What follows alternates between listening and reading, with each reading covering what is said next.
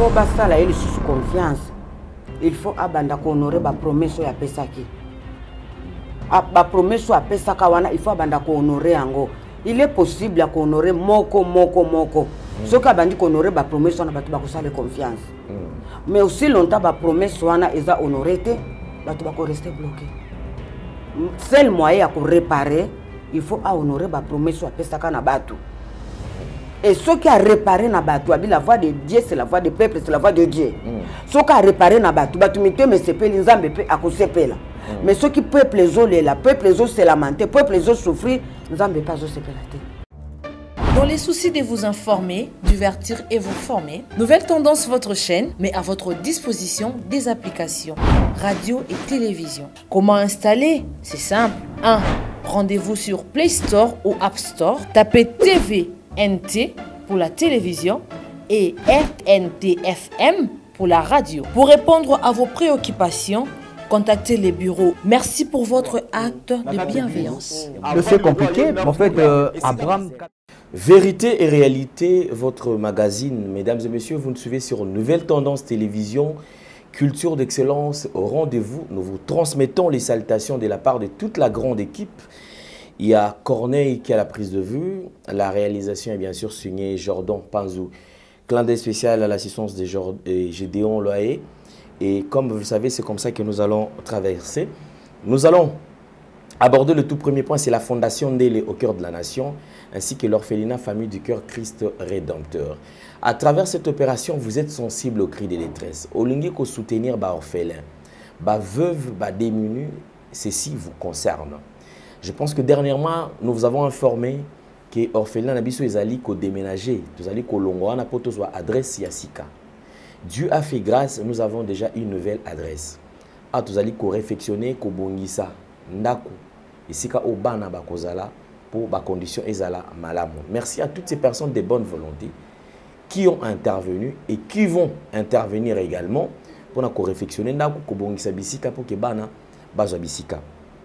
Ce que j'aime avec Dieu, c'est que dans la Bible, les gens qui montrent que défi, ça zali ko pesa, batu bazangi, babola, banabiti que zali ko défi sanza. Mais je me demande nani okota nzamba okota nyongonae et pe azanga ko futae. En tout cas, merci beaucoup na binonyo surtout. Nous allons parler en images et on se retrouve juste après. Bien-aimés dans le Seigneur, shalom. À vous qui ont un grand cœur, bino bao mitema nzamba pesa bino mitema malamu. Mitema Kosunga. Fondation Alain Ndélé na orphelinat Christ Rédempteur bana posa na bino bana posa lisungi na bino bano baboti bakenda bano bazala moya kotanga te bato bana besoin lisungi bino bato wala mitema malamu to na posa ya lisungi na bino na orphelinat Christ Rédempteur la katia Fondation Alain Ndélé kanise loko ezayo ndolo bakie Ozanzambe ya bana bitike yo mokolo bakie osungaka basi bakufela mibali pona nini pasi ya boye Nzambe. Ils ont besoin de vous, de votre pain, de votre bouteille d'eau, de votre soutien. Et ça serait une bénédiction pour vous et pour votre famille. Que Dieu vous bénisse. Merci infiniment. Ici, nous allons parler comme d'habitude. Nous allons recevoir notre invité. Notre invité, c'est une prophétesse de ministère, bien sûr. Maman Claire Azali Moko. Il y a Basal Lanzambe ou Bazali Kokoba. Nakati na ilanga. Kosali Lanzambe. Parce que moi, c'est que j'aime encourager Batou Baoumeli Nakati Abonzambe. Vous savez, il y a certaines personnes, Bazala na Congo, awa. Dans les conditions, des fois, il n'y a pas si tu as condition à moi, kokoso, mais les lots, se retrouvent dans Mikili Poto, bandekona, babungisa kondima, babungisa boyambi, batika nzambe. Il y a aussi des gens arrivés en Europe, comme on a luxe, comme on a les conditions, mundele a tia bango, a pesa bango, ils se sont dit effectivement, otobanda koluka paradis ndeyango, batika penzambe. En tout cas, bravo na ba chrétiens, surtout bazali ko sala nzambe, na Mikili Poto, bazali ko sala nzambe. Na États-Unis, bazali kosala nzambe, na ba Canada, bazali kosala nzambe, na bisika nyonso na mikili oyo ba condition ezali quand même malamu. koleka bisika oyo ya mboka na biso. Pourquoi je le dis? Parce que pour nanga analyse dans salaka pour okumisa nzambe ya solo kosambela nzambe na ndenge ya bosolo ezali pena muntu atiki biloko akolia, c'est-à-dire azo gêner ya solo biloko akolia na kati ya ndako ya komela ezali nyonso ezali elamba pe ezali mais alobi te héros na tiki nyonso to na ke kokumisa nzambe na ke kokota na présence ya nzambe afin que na zala en contact na ye. Moi je pense que ça c'est la vraie chrétienté. Chrétienté à solo nde yango wana. Pour mingi mingi koma kaka o te ser nana 4 jours, nana 3 à 5. 3 à 5 parce que kolia ezati bilo kolia pesati. Amoni ke lo ça les ate même église. Nzale beti manque à faire na ke nanga ta na mboka na église hein. Oui. À côté na église. Mais ici je suis en train d'encourager ceux-là où bazali koti kabité era kayu ba PCP programme. Air supplémentaire ezali. Moi place moi parce que ça arrive hein la poto ba bengi est-ce que moto moko azate to benga bato ba bezo ça la lobby. Mais atali na horaire te lobby za mokolo nzambe lobby na komisa na sala nzambe te. Na ko sala te. Moi ce sont les gens que j'encourage. Entre autres Maman Claire Zanabiso Maman Claire Mbote na yo. Mbote papa Lengel. Santé bien. Santé bien azaki malade mais ça va. Nzambe azo lokumu c'est vrai il y a changement de climat, saison petit côté climat mususu ya pa pe na mboka na pe climat mususu surtout bosote l'équipe moi mingi pe côté na biso sinon nzambe azu lokumu parce que azongi sio quand même na kimia santé zongi normal. Amen. Ba émission eti koleka awa bandeko benga ebele. Et ça l'on n'est pas tout ce qu'on croit dans le ministère aux alliés. En tout cas, ça me fait chaud au cœur. Dans certains qui étaient que bateau belé bako benganga boye, bateau baza désespéré, mais bazo le baké bazo mon a vrai homme de Dieu té. Quand on a zo sola na bango on a zo bon de la pona bango, babi tozo ka mona to mona le kamba boyete, ozo senga biso elo côté. Na ko prier na mutu 4-5 jours ya kolandana, ezo leke la bango. Babi c'est dit nouveau à Kinshasa. Ceux qui sont à la Kabona, basala nzambe nyoso mbetoza malamu. Donc batu bazana soif, mais bazo besika okendete. Bazo banga. Bakosenga mbongo prophétie, bakopesa bakosenga mbongo franc de rachat, bakosenga mbongo bakiti. Donc bazo banga sek bazo besika okendete. Mais et comment nango mesano na ebité parce que ba passer nyoso to ezaka kageno. Ceux qui ote maman na kosenga na yo tia eloko mo na kati ya ndako nzambe. Eloko moko na représenta kayo, eloko moko boyepo nzamba kanisela kayo. Bon, je ne sais pas ceux qui mémoire nzambe bosanaka. Mais ça dit ba pratique mo eza biblique té, mais ba to komisi yango le komi lokola mo coutume, lokola mo mesano. Ki pa nzambe so sali kaka, il faut ça l'effort, eloko moko kiti. Ocha na kati ya ndako nzambe, eloko beza ocha na kati ya ndako nzambe. Or, je pense que ceux qui mo sala nzambe alinga senga akokina ko senga normalement, sans pour autant que utiliser comme nzambe. Comme bango baza na habitude ya kosenga. Soki ba moni moya kosenga ezate eza stratégie ya koloba ke somba kiti, somba boye, mususu baloba neke tozomona liwa na yo, il faut pesa mbongo a 10 cercueil pour to racheter liwa. Mbongo a 10 cercueil eza combien? Et puis bazo peso que c'est faux cercueil à montu ya balinga ba kundelo na kati. Oui. Donc le so cercueil c'est faut betaka ba à partir moins $500 komata. Ah oui. Tu vois, c'est 10 cercueils. Bala ki sabiso esika Yesu asenga ki na Bible. Tango abisaki la femme de perte de 112 ans. Asenga ki combien? Tango abikisaki Bartimée, le fils de Timée. Jésus asenga ki combien? Aki ko c'est Lazare. Asenga ki combien? Bala ki sabiso les escrocs dans le Seigneur. Ah oui, ça c'est l'exploitation de l'homme par l'homme. Na Europe bayebi ke ba passeurs congolais ce sont des voleurs, des escrocs partout bayebi. Ah oui. Va changer un peu na koleka na ba réseaux sociaux kosenga to na mona ka isika adina bala leka ki kosenga mbongo te poatonga église poatonga jamais ce sont les chrétiens qui faisaient ça le loko mona mutu azana église 5000 membres mais azoleka na réseaux sociaux continue kosenga na téléphone moko basombela ye quelle sorte d'escroquerie à mandia ba corbeau bolobi que notre Dieu est l'or et l'argent lui appartient mais toi tu es toujours mendiant donc tu n'as pas Dieu tu n'as pas l'onction de Dieu.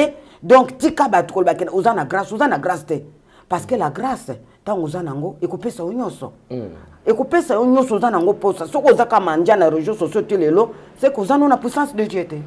Ah oui, moi je peux dire ça. Avec une église de 15 000 membres au bazana katiwana. Oui. Mais sur les réseaux sociaux zo continue ça l'opération déjà sur tu tiens 15 000 tu tiens kaka $10 na 15 000 membres wana. Donc déjà zana mbongo ebele. mais so to tiene ti $100 le ko ba imposaka c'est-à-dire que azana mbongo ebele akokisi pe yango mais sur les réseaux sociaux aza pe na babandimi o bazala ba réseaux sociaux bazotinda pe ba mbongo na PayPal bazotinda ba offrande et tout consort, c'est-à-dire pour tout ça parce que bazali ko enrichir ba pasteur wana pasteur comme millionnaire à ça la place mon côté. Oui oui. Mais oh ya zo justifier on kitenza minem tapesier. Mais ce comme côté am tumususu alinga mona moneti moi eza bien té eza détournement. Alors on va évoluer parce que dernièrement tous allez que ça la continuité il y a auto bandaki déjà. Oui. Makle bandaki ko pesa ba révélation na makambo etali Congo mboka na biso. Oui. Alors faisons la continuité il y a oyo ozwaki kouta epai na Nzambe. Oui, bah, la fois dernière tout soukaki eskana lobaki na monaki révélation fleuve Congo ekomaki rouge. 2 jours après, Nzambe azolo bananga na ndoto nazoka bazolo bananga ke parce que c'est pas à partir à fleuve Congo que bateau ya mubaini mboka na biso bazokotela. Bazokotela précisément avec le hors-bord ba canon rapide bazokotela wana. C'est ça que Dieu me disait que parle à mon peuple, parle aux gens qui s'occupent au gouvernement, batia surveillance makasi na fleuve Congo. C'est là que le Seigneur me montra les mêmes gens bazo utiliser stratégie ya oyo ba utilisaka tango ya papa na biso Désiré Kabila akufaki. Donc batouana bakotela ki par fleuve Congo, ba ekoko bazui direction Chanik, mes officiers Kanchach. Basa l'opération na bangole basisi le même itinéraire babimelaki. Donc comme la fois dernière bastalaki et le cas qui bien, balingi bazonge la même méthode. Il faut vraiment bâtir sécurité makasi na camp officier na Chanik ti na fleuve. Donc ils allaient sika ya sécurité makasi. Alors, dernièrement, outa koloba ah makambo tous allez ko sa na kati ya mboka par exemple. Tous allez komona ba détournement aux allez ko silate. Alors, tout est banal. Comment est-ce qu'ils appellent la méthode au ça pour que ba détournement imbécile? Oui, méthode des allées. Ngai na vanda kana bi et bela bambongo ndenge et ça lenga bien té. Na bi Seigneur, est-ce que vous a solution na likambo té? Le Seigneur me dira, tu vas passer, tu vas dire, président, il faut changer stratégie. Cette fois-ci, fais confiance aux femmes. Zwa basi oyo, bazana mayele, oyo baza makasi, oyo baibi musala, bazala ba leader, place nyoso ya mbongo, place nyoso fo ezobima ya mboka, kotia lisusu mibali te. Il faut otia bana basi, soki mubala ko diriger azala sima ya mwasi. Okomona oko finir hémorragie nyoso oyo. Oko fini mandat na yo pe tina suka na kimia.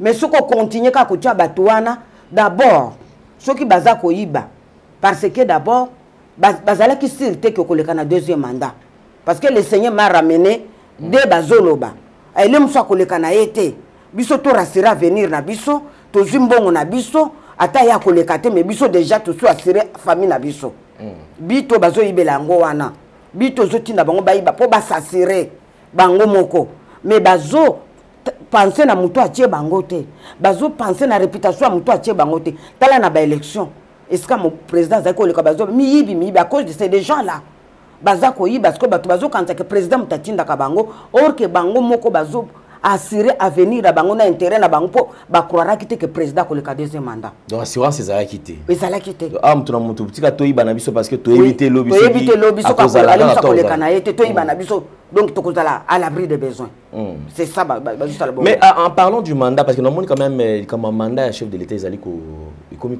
ningisa moi réseaux sociaux ba to yote mandat suka ba msusu ote glissement ba msusu oto so landi ba msusu pe ba bosa ko jalelo bazali ote bomo sana nano donc biso penati demi ce qui 30 combien biso boye en parlant quand même ce qui y a mandat est-ce que ozwa déjà le kanisi to msusu kozwa vision moko sur makamotali mandat ya chef de l'état par exemple? Est-ce que tu sais, chef de l'État, pour Akomanesika, c'est Dieu qui a fait la grâce. Nous avons fait grâce mounene pour que Dieu peut prendre quelqu'un dans l'Énéa, il met à tirer dans Kicha Bokonzi. Nous n'avons pas encore la moutuna Kicha Bokonzi à Kitisi. Nous avons fait grâce. Mais comme Nzamba Sala qui est grâce wana, président Moko Alobaki, je vais plus faire les erreurs de passé. À réparer, à ça la confiance na basi. Ceux qui ba détournement ne sili, peuple les olia malam, nous allons sili, ba couper c'est sous confiance. Confiance c'est kozonga nango. C'est ça et loko ya kosala yango wana. Mais jusque là on doit sentir en pensate parce qu'apparemment batoizo les la kama comme bébé. Par exemple toute la vidéo moko bande kona est ba oti kozongi ça ba comme si kozongi ça ba promesse faite. Il y a chef de l'État na population par exemple. Que ñon soto lobela ki bango jusque là et loko mon côté bazali ko réaliser et Goma ville ya Goma tozu est mobimana c'est comme si on dirait etikali milieu moko boy abandonné. Oui. A l'air triste histoire bazoy baté ba banda wapi ba kosuka wapi. On se pose la question, est-ce que le président a reconnaissé parce que soka otikuna a sali promesse. Mais une fois à Kinshasa, apparemment c'est comme si il y a quelque chose qui bloque. Réalisation ezala. Pour basala il sous confiance, il faut abanda honorer ba promesse ya pesaki. Ba promesse ya pesaka wana il faut abanda honorer ango. Il est possible à honorer moko. Ce qui a bandi honorer ba promesse wana batu ba kusale confiance. Mais aussi longtemps ba promesse wana eza honoré te, batu ba ko rester bloqué. Ba ko laisser bloqué toujours. OK. Seul moyen à réparer, il faut honorer la promesse à pesaka na batu. Et ce qui a réparé na batu, la voix de Dieu, c'est la voix du peuple, c'est la voix de Dieu. Ce qui a réparé na batu, batu mite me sepe l'inzambe pe akosepela. Mais ce qui peuple les autres là, peuple les autres c'est lamenté, peuple les autres souffrir, n'zambe pas sepela te. Oui, c'est ça. OK, merci beaucoup. Je pense qu'on va avancer parce qu'avant tous les cas, la deuxième partie, où il y a la partie qui consiste il y a que l'attend na servant de Dieu à communiquer na bananza parce que certainement il y a beaucoup de l'émission boy ils ont pas difficulté pas problème na bango ba na makambo belé ils ont besoin peut-être de l'ainsi dit l'Éternel mais ceux nazo tuna ba mituna des fois mona ba to to mais papa là yo petit la bango peut tenter ba loba bango de ba memi message ensemble yo zo tuna ba question boy makambo na biso moni msusu tant comme muke ba leki kara boy ba ifsi so eloko mo te to bénéficier na ngote mais on va se rattraper de façon que bozo quand même communication na Mosel Nzambe. Il y a une vidéo qui est comme virale. Pasteur Moko Aleki na réseaux sociaux. Na évité réseaux sociaux ils ont abrutir bato na niveau moko je ne sais pas. Nzamba limbisa. Pasteur oyo alobi mutu nyonso tu o ateaka bato sur mari et femme de nuit batika la kondima été. Mari de nuit la femme de nuit a tikala jamais coexisté parce que esprit azalaka na sexe te. Alors bino boza ba maman o bo uti penza me malamu bo vandi na liloba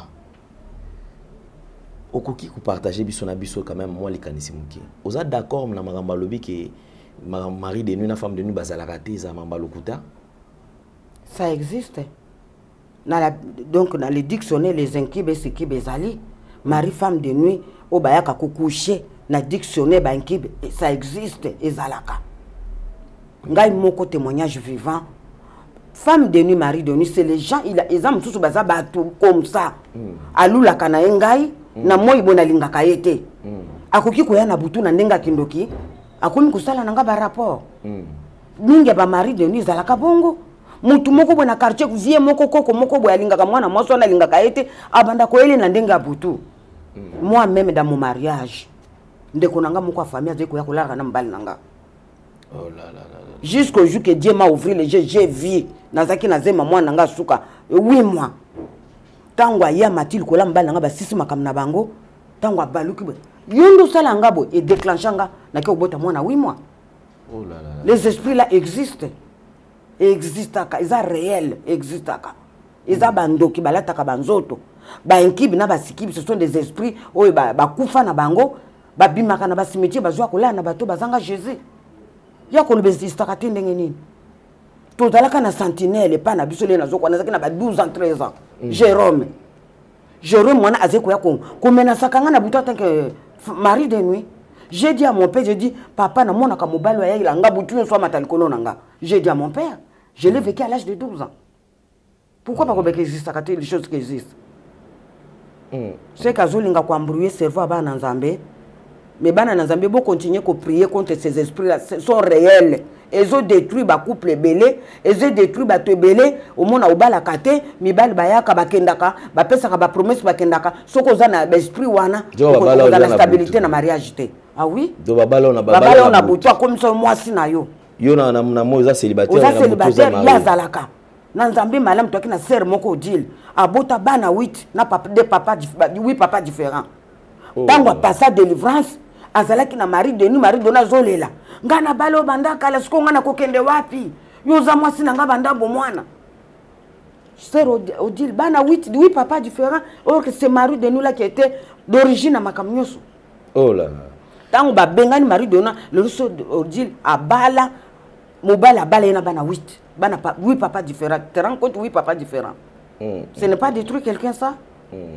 Bon tata wana le basuka uti na monde nini est-ce kaza pe na monde réel est-ce kaza vraiment homme de Dieu à solo. Je ne crois pas. Vraiment, merci beaucoup. Maman Claire, alors je pense que Bandeko Boyo qui déjà ma réponse. Hier, j'ai posé cette question à un homme de Dieu. Aujourd'hui, je la pose et je poserai encore cette question à un autre serviteur de Dieu. Parce que j'ai l'impression qu'ils ont un enseignement mon côté. Je ne sais pas ce qui m'a embêté. La vidéo, il y a prophète Joël Francis Awa en parlant il y a Kabal juif. Des années qui se suivent.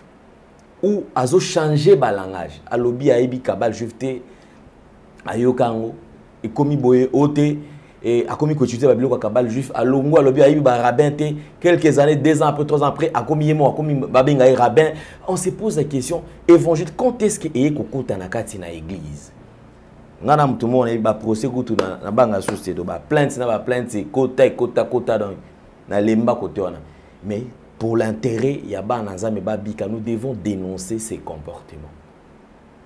Ceux qui ont un esprit faible, ce que je me demande, c'est qu'ils ne sont pas fermés. Combien je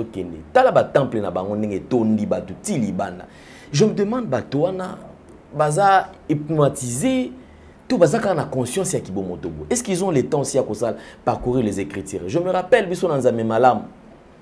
Nouveau Testament, une fois que vous avez un thème, où tu sens que vous avez poussé vraiment à servir aux amis. Et Bible, les athées qui nous a dit que non, on a pu devoir les comment déjà dans l'église de l'eau. Et comment la classe, non devoir on peut subir nos autant même sous Matthieu, boye keneti bosu que la non. Nous sentez pas ça. Biso ozutanga yo moko ozuluka souci oyeba mambanzami. Et le jour où le pasteur prêche sur ça, verset de on attend à Kango. Mais dans des églises, les gens ne veulent pas chercher la face de Dieu. Et la fardeau ne pas dadi. C'est là, assemble la raté pour no dadi. Na lali na loti, ta on a moni kaka dadi. Bitu maman on a moni dadi abimi. Dadi a na batala ba paquet. Dadi abundi. O esengote esengo. Et les gens prennent plaisir na maramba boy. Zo photo ya dadi tiango na chambre, tiango na salon. Ya mobile loko tozala raté. O tia ya dadi partout. Soit disant dadi ndazo bundela yo. Évangile maman. Pour ceux qui pensent que effectivement ce côté photo ya ba photo ba tekela bango parce que ba passer ba sala mbongo migolo.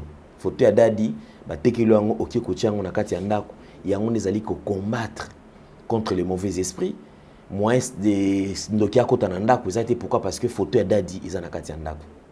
Papa Batouana, Matthieu 24, chapitre 4, dit prenez garde que personne ne vous séduise. Il viendra en mon nom, il va détourner, séduire beaucoup de monde. Christ est là, c'est moi le Christ, c'est moi le Messie. Vous prenez garde, Moutako Sabinote. Le temps où tu allez awa, tu commences à Messie, tu commences à Tunyoso, Bazobi, Mabasuana, Bakoya de partout. Au moins, il y a un envoûtement. On est en envoûtement. Tant on a la semaine prochaine, on a bisayo, comment les gens sont envoûtés. Ils ont même tactique faire fali bazosala. Ba passer pe ba komo salango. Pasteur moko na njili, aza ko tia photo na ye na mai batu bazomela. Ce qui bomeli boy, papa la taba lubino azando kaza mtu akabali juif okokende te uzala kakawana. Oza prêt à kobunda. Ndongo mona ka batu babunda ka pona fali na faire. Ba passer pe ba komo sala iloko wana. Bon. Semaine prochaine, il y a un stade Martin, un concert à faire. Qu'est-ce qui s'est passé? Et les mêmes méthodes que les pasteurs sont tentés de faire aujourd'hui. Tout bandi mbaza après ba boma na ba kata na ba pota pour na ba pasteur na bango. Ba okende sikate. Parce que si ba continue lo ko na ba mise ba juste ba on peut ba na kata. C'est vraiment triste. Merci beaucoup, maman Claire. Alors, je pense que face à tout ce que nous sommes en train de traverser comme moment, il y a un moment difficile où les chrétiens garde. Alors, je pense que je vais vous laisser quelques temps où tout ça là communiquer quand même na ba nzambe au bazali kolanda pe ba ndenge ni ba ki ko sala pona ko kota en contact na yo afin que ba bénéficier la grâce nzambe a tchekati na yo. Merci beaucoup. Bon, amen. Je suis la prophétesse Claire Mbonga. Donc les gens qui veulent me suivre souvent, ma chaîne YouTube, c'est les dieux de la résurrection, de rénovation, les dieux qui agissent par les faits. Il y a plus de 150 témoignages de ma vie et de la vie de mes enfants et ma famille, ils sont là. Mais bien aimés, nous sommes les enfants de Dieu. On va prier pour rentrer dans la prédication. Le Dieu qui a marché avec Heidi Nabal, le Dieu qui a marché avec Tumba Chaoumba, le Dieu qui marche avec moi aujourd'hui. Papa, je te dis merci, je t'élève. Parce que tu es un Dieu puissant, un Dieu compatissant. Papa, tu m'as dit, va parler à mon peuple. Dis-le que je suis le Dieu de la résurrection, de rénovation, le Dieu qui agit par les faits. Je t'envoie comme j'ai envoyé Moïse. J'ai dit, Seigneur, tu as dit, Moïse, ton nom et je suis. Moi, je vais dire à ton peuple qui m'envoie. Tu m'as dit, dis-le, je suis le Dieu de résurrection, de rénovation, le Dieu qui agit par les faits. Dis à mon peuple que je reviens bientôt. Papa, je te dis merci parce que tu es un Dieu de gloire. Tu as utilisé ton serviteur Heidi Nabala jusqu'à la fin. Papa, je sais que tu vas m'utiliser pareil. La même façon que tu as utilisé ta servante Ntumba Chaoumba. Elle est morte dans la gloire. Papa, je vais te servir dans la gloire. Je vais te servir dans la fidélité. Papa, fais-moi grâce. Je ne te trahirai jamais, Jésus-Christ, tu es mon Dieu. Je te dis merci. Je vais parler à ton peuple. Cher Saint-Esprit, guide-moi.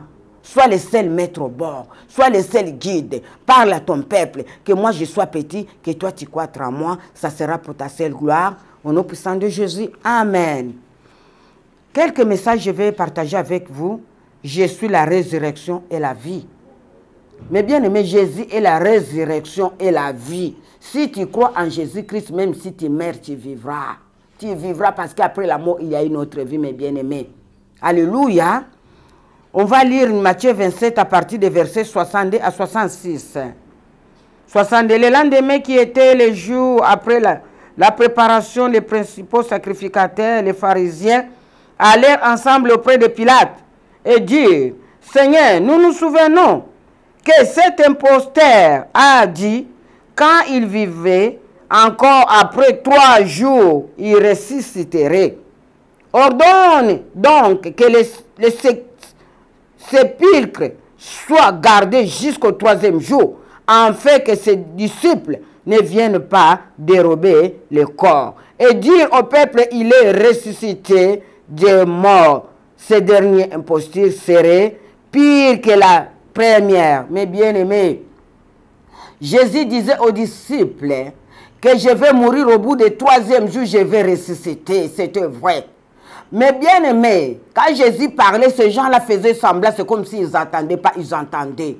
Quand Jésus est mort, ils ont fait quoi? Ils ont dit, ils sont allés près de Pilate.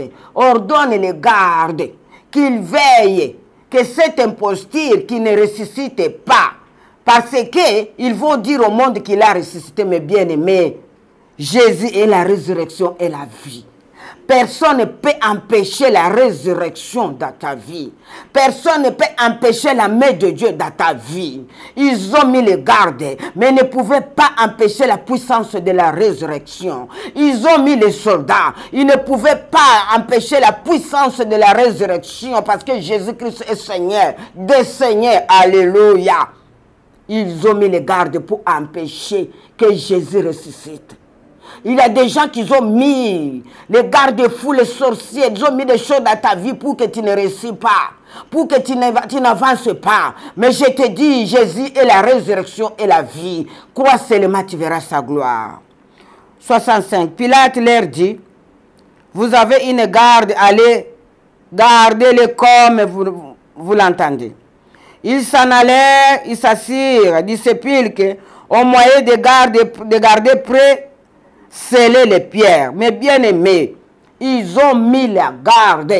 Ils ont scellé les tombeaux de notre maître avec, ils ont mis une grosse pierre pour empêcher la résurrection de Jésus.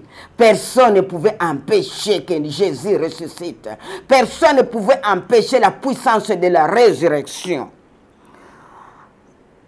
Après le sabbat, l'aube, premier jour, la semaine, Marie de Magdala allèrent voir le sépulcre. Et voici, il y a eu un grand tremblement de terre. Quand un ange du Seigneur descendu du ciel vient dérouler la pierre et s'assit dessus. Alléluia. Mais bien-aimé Marie allait au sépulcre. Au bout du 3e jour, il y avait eu un tremblement de terre. L'ange du Seigneur descendu du ciel, il déroula la pierre pour que le maître ressuscite. Ils ont fait leur complot, ils ont fait leur cabale, que Jésus ne ressuscite pas. Mais l'ange est descendu du ciel avec un éclair, une puissance. Il a déroulé la pierre. Et Jésus-Christ ressuscita entre les morts. Alléluia. Je parle à quelqu'un, l'ange de l'Éternel va dérouler la pierre qu'on a mis dans ta vie. L'ange de l'Éternel va dérouler, va déloger les totems de famille, les géants, toutes les sorcelleries, toutes les choses qu'ils ont fait dans ta vie. La puissance de la résurrection est capable de dérouler la pierre, de dérouler ce qu'ils ont mis dans ta vie, afin que tu vis librement, afin que tu réussis, afin que tu te maries, afin que tu sois fait au nom de Jésus-Christ. Parce que la puissance de la résurrection, personne ne peut arrêter ça. Ils n'ont pas empêché. La Bible nous dit, au bout du 3e jour, Jésus-Christ s'est ressuscité entre les morts, avec la clé de séjour des morts. Il a embralé, il a écrasé la mort. Jésus a pris la clé de séjour des morts. Il a ressuscité. C'est Jésus qui a maintenant la clé de séjour des morts. C'est lui seul qui peut décider dans ta vie si tu peux mourir ou vivre. Personne d'autre. Il est au droit du Père, il intercède pour moi. Jésus-Christ est la résurrection et la vie. Crois seulement, tu verras sa gloire. Crois seulement, tu verras la main de l'Éternel. La main de l'Éternel n'est pas courte pour bénir ou guérir. Ce sont nos fautes, nos péchés. Ésaïe 59, verset 1. C'est nous-mêmes qui empêchons la main de Dieu d'agir dans nos vies. La puissance de la résurrection est en action. Personne ne peut empêcher la puissance de la résurrection. Ils ont essayé, ils ont envoyé les gardes pour sceller la pierre, pour empêcher Jésus de ressusciter. Mais ils n'ont pas arrivé parce qu'ils n'ont pas la force d'empêcher la puissance de la résurrection. C'est tellement fort. La Bible nous dit, il avait mis un éclair, un tremblement de terre. L'ange de l'Éternel déroulait la pierre. Que la pierre soit déroulée dans ta vie maintenant. Que l'ange de l'Éternel déroule la pierre qu'on a mis dans ta vie, que tu sois libre maintenant au nom de Jésus. Je vous bénis. Merci Banakin, Bana monde entier. Merci bien-être. Sougala café, logo na mêlé logo mais logo ezamabe. Il y a bien pour na panne technique mais ko sale la on ndenga mabete sale la ngo pour na mama. Ba célibataire to lingi bino ate. So maka boma mokolo bala pourtant mzo ba produire ngo soute. Merci bien-être yango yo. Lukango benga ndekonanga alendele yé mutu ayebi esika ko fournir yo autant que tu veux $35 et belé na kati. Sobo melika moko de joga bien. Be moroïde banini tout ça. Bilia lia vanda musala banini et réparer yo système ya break et réparer yo pe fonctionnement ya break de break donc et pe son fonctionnement ya bien. To comme ba congolais toujours gagner ba match. Aux va défaite, pas technique en plein match, c'est pas bon. Zongela et loco. Nana c'est éviter de dire surtout ba pasteur, boningo mela boyawa. Bo benga pena alendele na numéro na e pour bo benga pour bo zeloko. C'est important. Traitement poison anti-poison yango yo. Ne ba mususu meli yango avant kende obima. O melango. Ça des jours atabatie le loco. Moi cuire mon corps c'est bon. Oyopé anti-poison. Donc ce que ata ezana kati et longolango. Alendele mikolo som. N'habité mindele yango ba pese biloko ba udia. Pour biloko yango bendeza solo mikolo batiaka poison ato ya famille te atoza problème na mutu te jalousie kaka donc baproduit yango wana ya anti-poison oyo pe anti-poison donc benga alendele à partir na ye ayebi ndeni oya ozwango nzambe na nga pambola bino mibatela mboka ekomi bien te bato bakomi na jalousie oyo tozocomprendre desu te bana mike bazokufa mikolo bazokufa baotia na bana bebe bapoison donc toujours zala na ntina yo ndenge nga na ndako c'est bon que Dieu vous bénisse.